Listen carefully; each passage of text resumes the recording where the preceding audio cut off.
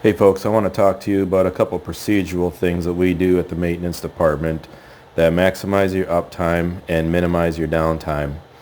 And what I'm going to show you is from a recent repair that was discovered after a couple years after a compressor had burned out, and there was a bunch of residual garbage that was left in the system which caused an auxiliary component failure and in turn caused the unit to not run as efficiently as possible.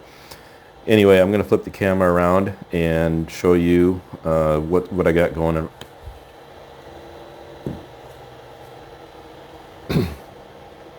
So what we have here is a thermostatic expansion valve, and what this device does is it meters the refrigerant into an evaporator, and this is both in your residential system or in a commercial warehouse. Pretty much all refrigeration air conditioning systems have a device like this.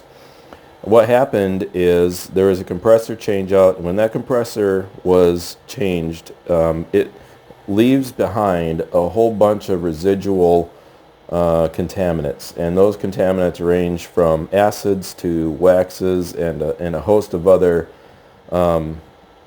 chemical changes that occur in the refrigerant and the oil whenever the compressor gets extremely hot and essentially burns out on the inside.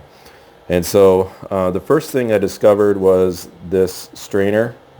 This was completely clogged up with a bunch of soot, brazing soot. So I think when the system was installed originally, they did not flow any nitrogen to mitigate any carbon, not carbon, but copper oxides that occur during the brazing process. They get plugged up in here and then cause the refrigerant to not be able to flow through this valve body easily.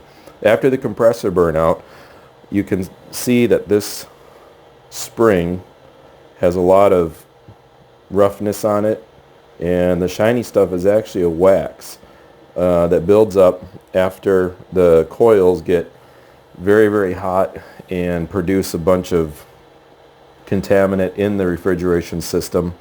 Basically what had happened is there was so much goo left over in the system that this piston was not able to slide up and down in this valve body anymore and regulate the refrigerant flow.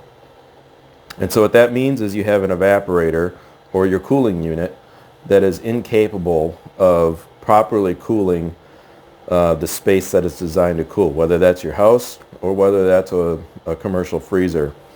And so a couple of things that we do during our process, when we do a change out, when we do any sort of repair, and we open up that refrigeration system for any reason, is we always replace with a suction filter.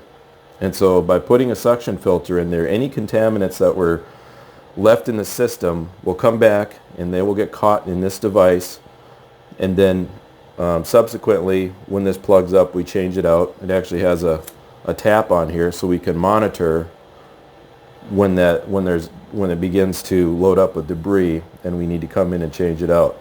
Secondly, we also change the liquid line dryer, and so this is also acting as the same thing as this device over here, but this is designed to be on the high pressure side, and what that does is functionally the same thing as this over here.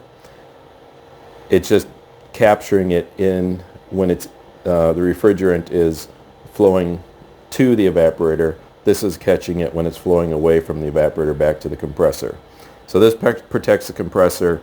This works to protect the components such as this valve in the evaporator system. What we have over here is basically a large version of this. And so this core, activated core, goes inside here.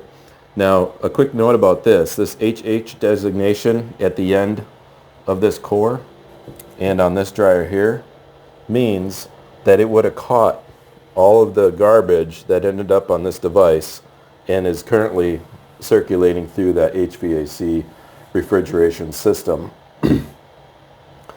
So in short, when we do a repair, we not only replace these dryers to make sure that after a repair you don't have a subsequent failure related to another bad component.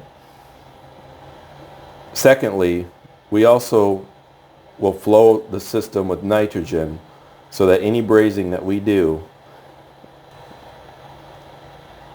will ensure that there is no unnecessary debris entering the refrigeration system from our repair. So these are a couple of things that we do to go the extra step to make sure that you guys maximize your uptime and minimize your downtime. Thanks for watching. The videos will get better.